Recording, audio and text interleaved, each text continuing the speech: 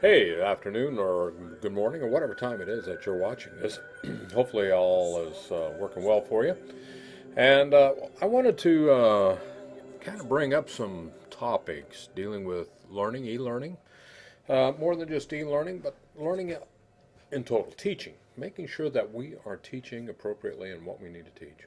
So, with that, I wanted to go over a few things, some articles, and talking to uh, one of the guys today, and we were talking about how probably one way to get some information across is maybe using a short clip, 5 minute clip, 15-minute clip, whatever, going over some topics that may be of interest to you. You know how you get these pages? I subscribed for a long time. I had subscribed to a couple of journals that would give you the short and dirty of any article or book or whatever. And I worked with a couple of guys that would do that as well. They would read a book and then give a short synopsis, anywhere from a 2 page to 10 page synopsis of what was given. Now, and I say that because I was talking to some colleagues, and one of the things that they said is just give faculty, give individuals information that they can use. Send them just a link to a website or a page that they can read. Now, here's the problem with that, and this has been a reoccurring problem since I've been in this position. Is as I send this information out, the big question is, what am I supposed to do with it? Really, what it is, what I try to do is get people. What I want people to do is be able to read, and just so that they understand. When somebody says something about distance learning, or somebody says something about flipped classroom, or when somebody talks about ADA or universal design, that's really what we're trying to get at. Really just kind of get some information out to individuals. So what I thought I would do with this video today is I'm going to go over 3 different articles that I found, and I think that's the way it's going to be. Is I'm going to try to do is go through those articles, present those, just to kind of give you an overview of how it goes. Because I can post it on Facebook, I can post it on a blog, I can send emails out, and I get the same answer back. Well, what do you want me to do about it? And it's just like when you get that email in. You used to have a subscription to a couple of groups where we get that email, and here's an article that you need to read. And what I found out is nobody reads them anyway. And so maybe that's the frustration there, partly, is because nobody wants to read the articles. I don't know. Do you want to be told? I really don't know. But anyway, I'm going to try this out for a little while and see how this goes. I'll put these out. I'll put them out on Facebook and put them on YouTube on a particular channel so that we have some place where this is the information that you need to get. So let me go to the first one, and that is an article that came out of e-learning industry, and that's 6 tips for closed captioning e-learning courses. Now, this should work with any course that you teach to ensure that they're 508 compliant, okay? ADA is a big thing. We have students coming in now, and they've got the papers that say, I have to have special time, I have to have special work, I have to have all this extra um, stuff. And that's not a bad thing. Because what it does is gives us time to go back to our class and say, are we teaching the right information? I use a lot of video. This is a video. It won't have closed captioning, unless, of course, we really need it. And I will go back, and if I have to, I will get that closed captioning taken care of. But in this article that has been produced here by Christopher Pappas, and I would recommend anybody that's into learning online, and this means even the face-to-face classes where you're using Blackboard, or even just really just trying to understand some of the pedagogy out there. I would recommend reading this information from Christopher Pappas. He writes a lot of information, a lot of good information that I think a lot of folks can use effectively. Here he writes about the investment of adding closed captioning to your course. So let's say I have a flipped classroom, and I want my students to understand what it is they need to come to class for, because when they come to my class, they're going to start work. It doesn't matter what it is, whether it's an engineering class and we're going to use a fault tree analysis, we're going to build out a process to try to find out where our faults are or where our mean time before failures are. I want to make sure the video clarifies all of that, and closed captioning is going to be part of that. Now, right now, what I do is I provide a video along with the PowerPoint slides, but with the closed captioning, it allows them to see the video as I'm going through. So in this, the author writes the importance of being 508 compliant. Okay, determine if you need closed or open captions. And so this is information that might be worthwhile to you, understanding what the difference is. Now I can say closed caption or I can say open caption, and we have to really understand what that is. The open caption, on the other hand, are embedded directly into the course. They're permanent. The user is unable to turn them off. I mean, it's there. When you watch the video, it's there. You can't turn it on. You can't turn it off. It's there. For some folks, that may be substantial. That may be not an issue. Here's the other thing about it is budget plenty of time. This is what's interesting. For 1 hour video or e-learning course, it can take anywhere from 8 to 10 hours to caption.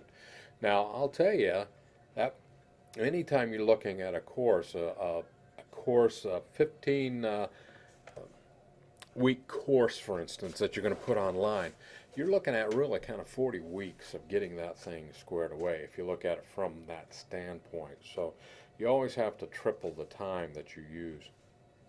At least I do when I'm budgeting for developing an online class. Now I've gotten to the point where I can do some of these things fairly quickly, especially if I'm using the LOR, the Learning Object Repository, or the Content Manager, where I have all my information embedded and all I have to do is link to it instead of recreating it all the time. So that works.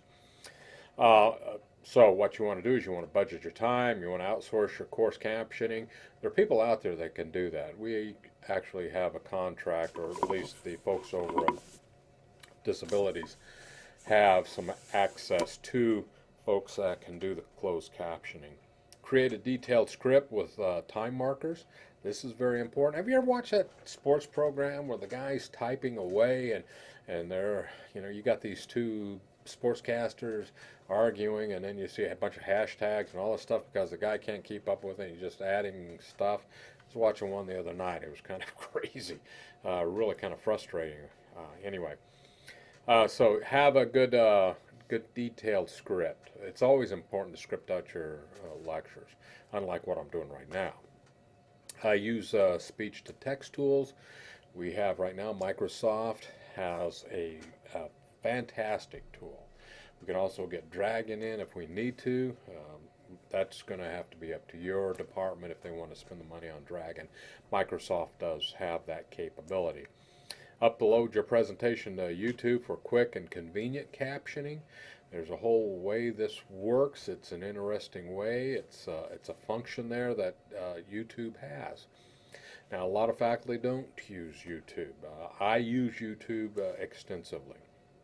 So I would recommend that you exercise this aspect. Now, when I say that, go build yourself a YouTube account and just practice with what you can and can't do with YouTube.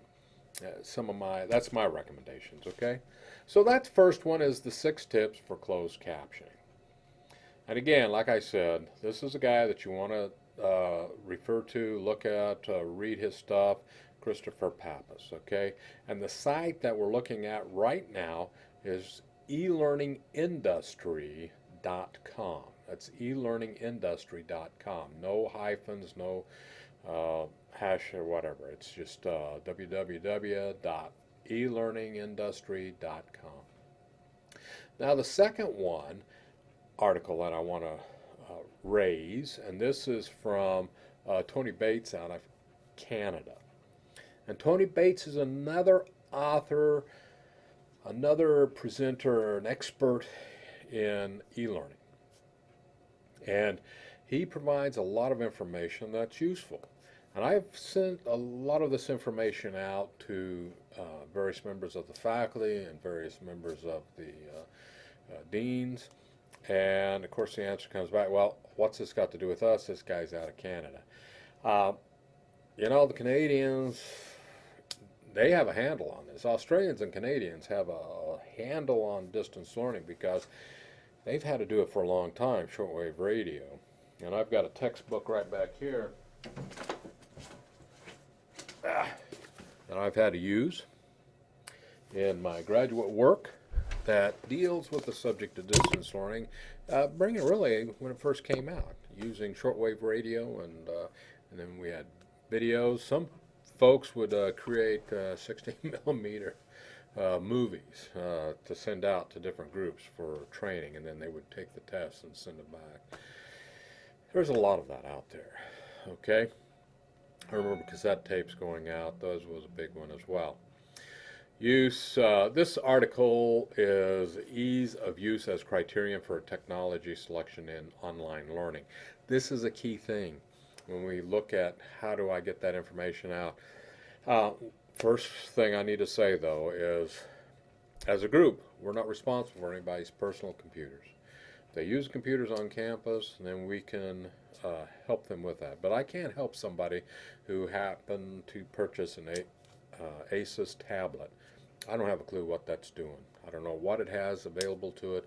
I don't know how it's interconnecting, and I don't know what browsers they're using. And every time a browser changes, it affects how we operate online. But anyway,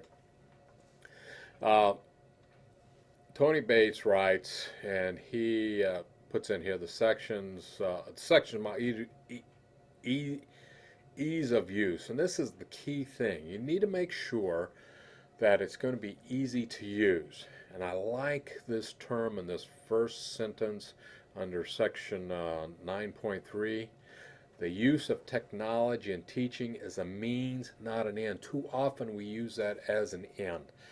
I see people using the MyLabs as an end, and it really isn't. So we need to make sure that we understand that. Therefore, it is important that students and teachers do not spend a great deal of time on learning how to use educational technologies or making it work. Now, with that, what I want to say is we can provide a sandbox. You can get in there and play around and work with it and figure out what works best for you. Contact us. We can get you a sandbox up. We can work with you. Another option is go ahead and set up an account with course sites. Edmodo is another group. I've got a few others out there. Just set up so you can practice with it, building courses. The other thing that you want to look at here is orientation, and this is why it's important to make sure that students understand how it works. Every course, if it's different, if it's not, doesn't have a same entry page, it frustrates students. Interface design is another one, the reliability, and that's the reason why we're sticking with Blackboard because of that. A lot of information here. So I recommend that you read Tony Bates. That's Tony Bates with an ES.ca. My last one here is what is a flipped classroom? Holy smokes, we're going through that again. What is a flipped classroom? Flipping the classroom involves moving the lecture out of the class. Use a video lecture for the students, going back to making sure we have good video. The teacher has class time to work on activities, problems, workshops. I'll tell you what, when I flipped the classroom, an art appreciation class, I flipped it a couple times during that term. It came out a lot better. Students were able to work in it. The students enjoyed it. They loved it. They really embraced it. So this is what they're seeing. Improved grades. They connect better with the students. There's a whole lot of things here. So this is another site. This is edumatic.com. What is a flipped classroom? This is information that's beneficial to you. Anyway, I'm running out of time here. What I want you to do is take a look at some of these articles and see what works best for you. And you guys have a good day.